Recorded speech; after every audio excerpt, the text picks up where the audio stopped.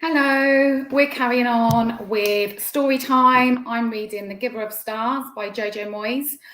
We got up to halfway through chapter 7 last time. It was a super long chapter. So we're going to carry on with that. Perhaps as a kind of concession, Sophia propped the back door open with a book and allowed the sound of the fiddle to creep in, her foot finding it impossible not to tap along occasionally.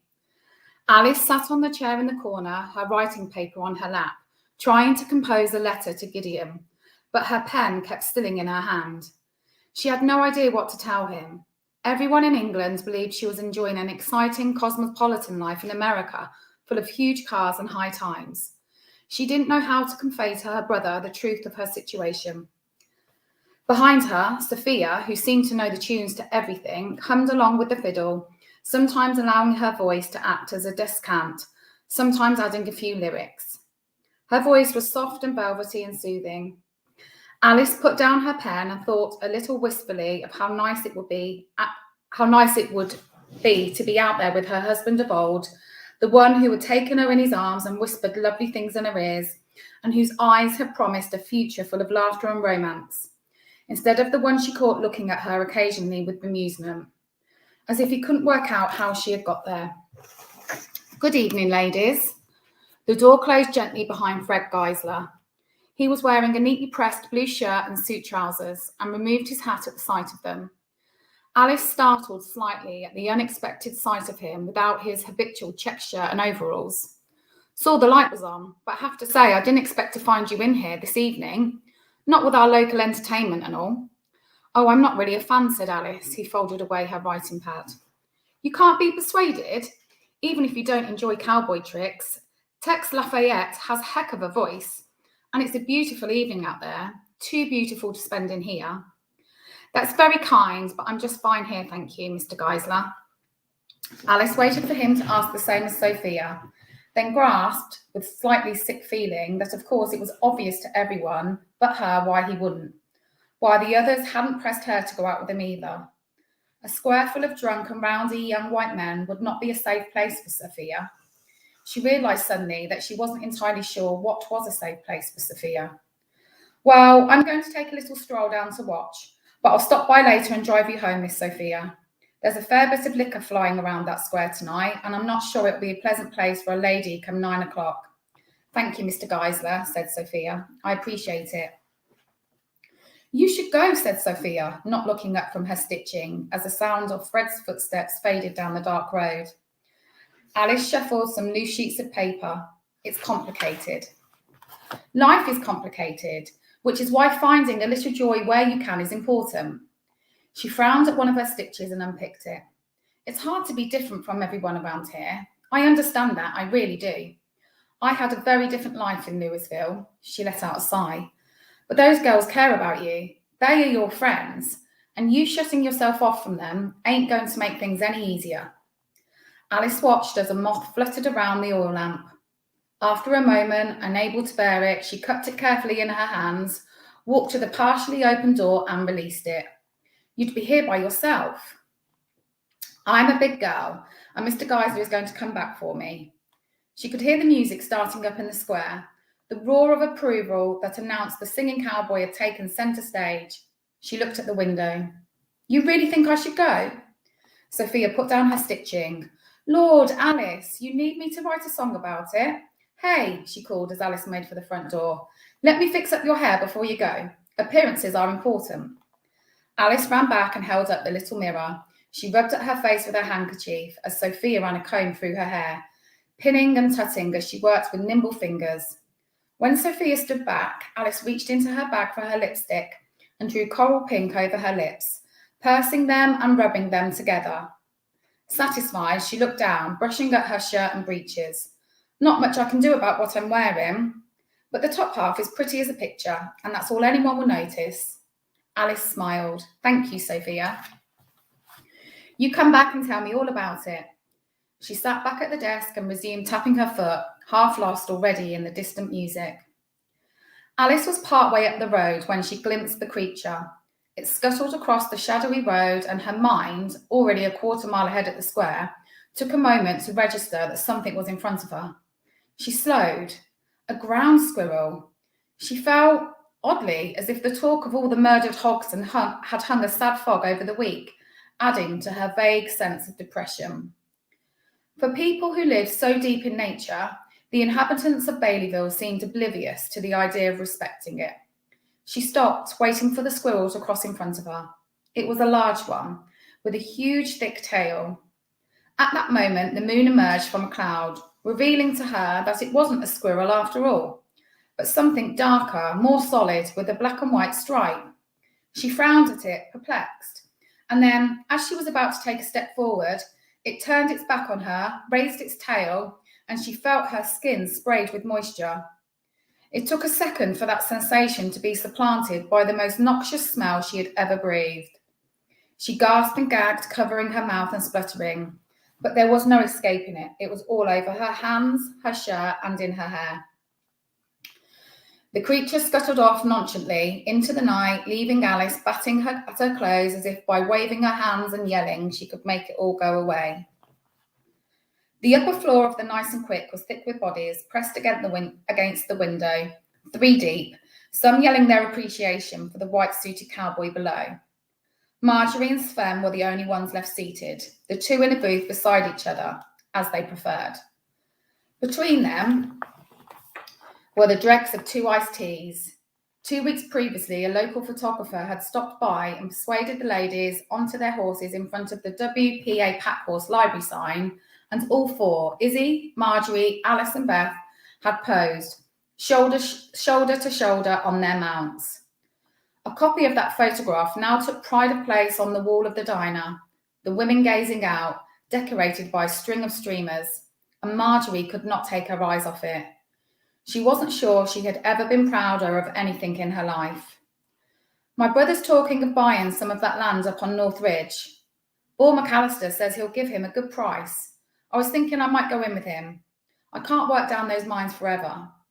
She pulled her attention back to Sven. How much land are you talking about? About 400 acres. There's good hunting. You haven't heard then? Heard what? Marjorie reached round and pulled the template letter out of her bag. Sven opened it carefully and read it, placing it back on the table in front of her. Where'd you hear this? Know anything about it? Nope. Everywhere we go, they're all busting the United Mine Workers of America's influence just now. The two things go together. I worked it out. Daniel McGraw, Ed Sidley, the Bray brothers, all those union organisers, they all live on Northridge. If the new mine shakes those men out of their homes, along with their families, it's that much harder for them to get organised. They don't want to end up like Harlem with a damn war going on between the miners and their bosses. Sven leaned back in his seat. He blew out his cheeks and studied Marjorie's expression. I'm guessing the letter is you. She smiled sweetly at him. He ran a palm across his forehead. Geez, Marge, you know what those thugs are like. Is trouble actually in your blood? No, don't answer that. I can't stand by while they wreck these mountains, Sven. You know what they did over at Great White Gap? Yes, I do. Blew the valley to pieces, polluted the water, and disappeared overnight when all the coal was gone. All those families left without jobs or homes. They won't do it over here. He picked up the letter and read it again. Anyone else know about this? I got 2 families headed over to the legal offices already. I looked up legal books that say the mine owners can't blow up land if the families didn't sign those broad from contracts that gave the mines all the rights. Casey Campbell helped her daddy to read all the paperwork. She sighed with satisfaction, jabbing her finger onto the table. Nothing more dangerous than a woman armed with a little knowledge, even if she's 12 years old. If anyone at Hoffman finds out it's you, there's going to be trouble. She shrugged and took a swig of her drink. I'm serious. Be careful, Marge. I don't want nothing happening to you. Van Cleve has bad men on his payroll on the back of this union fight. Guys from out of town. You've seen what's happened in Harlem. I couldn't bear it if anything happened to you. She peered up at him. You're not getting sentimental on me, are you, Gustafsson? I mean it. He turned so that his face was inches from hers. I love you, Marge. She was about to joke, but there was an unfamiliar look to his face. Something serious and vulnerable, and the words stilled on her lips. His eyes searched hers and his fingers closed around her own, as if his hand might say what he wasn't able to. She held his gaze, and then, as a roar went up in the diner, she looked away. Below them, Tex Lafayette struck up with "I Was Born in the Valley" to loud whoops of approval. "Oh boy, those girls are going to go hog wild now," she murmured. "I think what you meant to say is, 'I love you too,'" he said after a minute. "Those dynamite sticks have done something to your ears. I'm sure I said it ages ago," she said. And shaking his head, he pulled her towards him again and kissed her until she stopped grinning. It didn't matter where they said they were going to meet, Alice thought, as she fought her way through the teeming town square. The place was so dark and dense with people that she had almost no chance of finding her friends. The air was thick with the smell of cordite from firecrackers, cigarette smoke, beer, and the burned sugar scent of cotton candy from the stalls that had sprung up for the evening. But she could almost make out none of it. Wherever she went, there was a brief, audible intake of breath, and people would back away, frowning and clutching their noses. "Lady, you got sprayed by a skunk," a freckled youth yelled as she passed him. "You don't say," she answered crossly. "Oh, good Lord," two girls pulled back, grimacing at Alice. "Is that Van Cleve's English wife?" Alice felt the people part like waves around her as she drew closer to the stage. It was a minute before she saw him. Bennett was standing over near the corner of the temporary bar, beaming, a huge old beer in his hand. She stared at him, at his easy smile, his shoulders loose and relaxed in his good blue shirt. She observed absently that he seemed so much more at ease when he wasn't with her. Her surprise at his not being at work after all was slowly replaced by a kind of wistfulness, a remembrance of the man she had fallen in love with. As she watched, wondering whether to walk over and confide in him about her disastrous evening, a girl standing just to his left turned and held up a bottle of cola. It was Peggy Foreman. She leaned in close and said something that made him laugh, and he nodded, his eyes still on Tex Lafayette. Then he looked back at her, and his face creased into a goofy smile. She wanted to run up to him, to push that girl out of the way, to take her place in the arms of her husband, have him smile tenderly at her as he had before they were married. But even as she stood, people were backing away from her, laughing or muttering, "Skunk." She felt her eyes brim with tears and, head down, began to push her way back through the crowd. "Hey!" Alice's jaw jutted as she wound her way through the jostling bodies, ignoring the jeers and laughter that seemed to swell in bursts around her, the music fading into the distance. She was grateful that the dark meant barely anybody could see who it was as she wiped the tears away. "Good Lord, did you catch the smell? Hey, Alice." Her head spun around and she saw Fred Geisler pushing his way through the crowd towards her, his arm outstretched. "You okay?" It took him a couple of seconds to register the smell.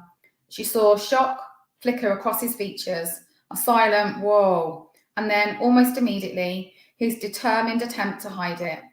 He placed an arm around her shoulders, resolutely steering her through the crowd.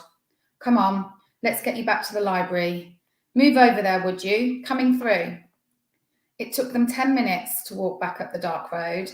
As soon as they were out of the centre of town, away from the crowds, Alice stepped out of the shelter of his arm and took herself to the side of the road. "You're very kind, but you really don't need to." "It's fine. Got almost no sense of smell anyway. First horse I ever broke caught me in the nose with the back foot, and I've never been the same since." She knew he was lying, but it was kind, and she shot him a rueful smile. "I couldn't see for sure, but I think it was a skunk. It just stopped in front of me and—" "Oh, it was a skunk, all right." He was trying not to laugh. Alice stared at him, her cheeks flaming. She thought she might actually burst into tears, but something in his expression failed her, and to her surprise, she began to laugh instead. "Worst thing ever, huh?" "Truthfully, not even close."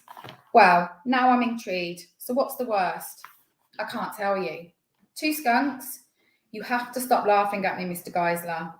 I don't mean to hurt your feelings, Mrs. Van Cleve. It's just so unlikely. A girl like you, so pretty and refined and all, and that smell. You're not really helping." "I'm sorry. Look, come to my house before you go to the library. I can find you some fresh clothes so you can at least get home without causing a commotion." They walked in silence the last 100 yards, peeling off the main road up the track to Fred Geisler's house, which, being behind the library and set back from the road, Alice realised she had barely registered until now. There was a light on in the porch, and she followed him up the wooden steps, glancing left to where, 100 yards away, the library light was still on, only visible from this side of the road through a tiny crack in the door. She pictured Sophia in there, hard at work, stitching new books out of old, humming along to the music, and then he opened the door and stood back to let her in. Men who lived alone around Baileyville, as far as she could make out, lived rough lives, their cabins functional and sparsely furnished, their habits basic, and hygiene often questionable. Fred's house had sanded wood floors, waxed and burnished through the years of use. A rocker sat in a corner, a blue rag rug in front of it, and a large brass lamp cast a soft glow over a shelf of books. Pictures lined the wall, and an upholstered chair stood opposite, with a view out over the rear of the building and Fred's large barn full of horses. The gramophone was on a highly polished mahogany table, and an intricate old quilt lay neatly folded to its side. "But this is beautiful," she said, realising as she did the insult in her words. He didn't seem to catch it. "Not all my work," he said, "but I try to keep it nice. Hold on." She felt bad bringing this stench into his sweet-smelling, comfortable home. She crossed her arms and winced as she jogged upstairs, as if that could contain the odour. He was back in minutes with 2 dresses across his arm. "One of these should fit." She looked up at him. "You have dresses?" "They were my wife's." She blinked. "Hand me your clothes out and I'll douse them in vinegar. That'll help. When you take them home, get Annie to put some baking soda into the wash tub with the soap. Oh, and there's a clean washcloth on the stand." She turned and he gestured towards a bathroom which she entered. She stripped down, pushed her clothes out through a gap in the door, then washed her face and hands, scrubbing at her skin with the washcloth and lye soap. The acrid smell refused to dissipate. In the confines of the warm little room, it almost made her gag as she scrubbed as hard as she could without actually removing a layer of skin. As an afterthought, she poured a jug of water over her head, rubbing at her hair with soap, rinsing it, then rough drying it with a towel. Finally, she slipped into the green dress. It was what her mother would have called a tea dress, short-sleeved and floral with a white lace collar, a little loose around the waist, but at least it smelt clean. There was a bottle of scent on top of the cabinet. She sniffed it and sprayed a little on her wet hair. She emerged some minutes later to find Fred standing by the window, looking down at the illuminated town square. He turned, his mind clearly lost elsewhere, and perhaps because of his wife's dress, he seemed suddenly shaken. He recovered himself swiftly and handed her a glass of iced tea. "Thought you might need this." "Thank you, Mr. Geisler." She took a sip. "I feel rather silly." "Fred, please, and don't feel bad, not for a minute. We've all been caught." She stood for a moment, feeling suddenly awkward. She was in a strange man's house, wearing his dead wife's dress. She didn't know what to do with her limbs. A roar went up somewhere in town and she winced. "Oh, goodness, I haven't just made your lovely house smell awful, but you've missed Tex Lafayette. I'm so sorry." He shook his head. "It's nothing. I couldn't leave you looking so." "Skunks, eh?" she said brightly, and his concerned expression didn't shift, as if he knew that the smell was not the thing that had so upset her. "Still, you can probably catch the rest of it if we head back now," she said. She'd started to gabble. "I mean, it looks like he'll be singing a while. You were quite right, he's very good. Not that I heard a huge amount, what with one thing and another, but I can see why he's so popular. The crowd does seem to love him." "Alice, goodness, look at the time, I'd better head back." She walked past him towards the door, her head down. "You should absolutely head back to the show. I'll walk home, it's no distance." "I'll drive you." "In case of more skunks?" Her laugh was high and brittle. Her voice didn't even sound like her own. "Honestly, Mr. Geisler, Fred, you've been so very kind already, and I don't want to put you to more trouble. Really, I don't." "I'll take you," he said firmly. He took his jacket from the back of a chair, then removed a small blanket from another and placed it around her shoulders. "It's turned chilly out there." They stepped onto the porch. Alice was suddenly acutely aware of Frederick Geisler, of the way he had been observing her, as if looking through whatever she'd said or did to assess its true purpose. It was oddly discomforting. She half stumbled down the porch steps and he reached out a hand to steady her. She clutched at it, then immediately let go as if she'd been stung. "Please don't say anything else," she said silently. Her cheeks were aflame again, her thoughts a jumble. But when she glanced up, he wasn't looking at her. "Was that door like that when we came in?" He was staring at the back of the library. The door, which had been opening a slither to allow in the sound of the music, was now wide open. A series of distant, irregular thumps came from within. He stood very still, then said to Alice, his ease of the previous minutes gone, "Stay there." He strode swiftly back inside and then, a moment later, emerged from his house with a large double-barreled rifle. Alice stepped back as he passed, watching as he walked towards the library. Then, unable to stop herself, she followed a few paces behind, her feet silent on the grass as she tiptoed down the back path. "What seems to be the problem here, boys?" Frederick Geisler stood in the doorway. Behind him, Alice, her heart in her mouth, could just make out the scattered books on the floor, an overturned chair. There were three young men in the library, dressed in jeans and shirts. One held a beer bottle and another an armful of books, which, as Fred stood there, he dropped with a kind of provocative deliberation. She could just make out Sophia standing rigid in the corner, her gaze fixed on some indeterminate point on the floor. "You've got a coloured in your library." The boys' voices held a nasal whine and was slurred with drink. "Yup, and I'm standing here trying to work out what business that is of yours." "This is for white folks. She shouldn't be here." "Yeah," the other two young men, emboldened by beer, jeered back at him. "Do you run this library now?" Fred's voice was icy. It held a tone that she had never heard before. I said, do you run this library, Chet Mitchell?" The boy's eyes slid sideways, as if the sound of his own name had reminded him of the potential for consequences. "No." "Then I suggest you leave, all three of you, before this gun slips in my hand and I do something I regret." "You threatening me over a coloured?" "I'm telling you what happens when a man finds three drunk fools on his property. And if you like, just as easy, I'll tell you what happens if a man finds they don't leave as soon as he tells them. Pretty sure you ain't going to like it, though. I don't see why you're sticking up for her. You got a thing for Brownie here." Quick as a flash, Fred had the boy by the throat, pinned against the wall with a white-knuckled fist. Alice ducked backwards, her breath in her throat. "Don't push me, Mitchell." The boy swallowed, raised his palms. "It was just a joke," he choked. "Can't take a joke now, Mr. Geisler." "I don't see anyone else laughing. Now get." Fred dropped the boy, whose knees buckled. He rubbed at his throat, shot a nervous look at his friends, and then, when Fred took a step forward, ducked out through the back door. Alice, her heart pounding, stepped back as the three stumbled out, adjusting their clothes with a mute bravado, then walked in silence back down the grip path. Their courage returned when they were out of easy range. "You got a thing for Brownie, Frederick Geisler? That why your wife left? You can't shoot for shit anyway. I seen you hunting." Alice thought she might be sick. She leaned on the back wall of the library, a fine sweat prickling on her back, her heart rate only easing when she could just make them out disappearing around the corner. She could hear Fred inside picking up the books and placing them on the table. "I'm so sorry, Miss Sophia. I should have come back sooner." "Not at all. It's my own fault for leaving the door open." Alice made her way slowly up the steps. Sophia on the surface looked unperturbed. She stooped, picking up the books and checking them for damage, dusting their surfaces and tutting at the torn labels.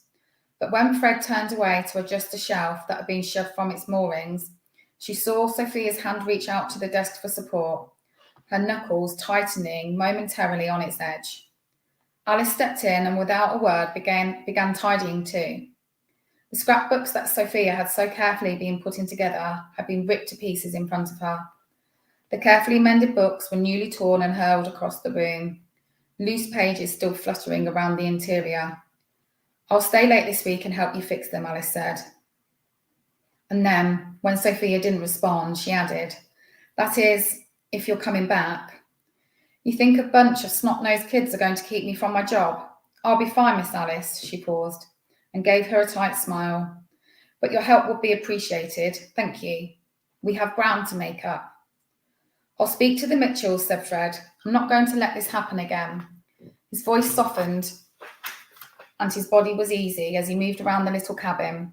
But Alice saw how every few minutes his focus would shift to the window and that he only relaxed once he had the two women in his truck ready to drive them home. Right, that is the end of chapter 7. Hope you all enjoyed that, and we will carry on with chapter 8 next week. Have a great rest of the day, everyone.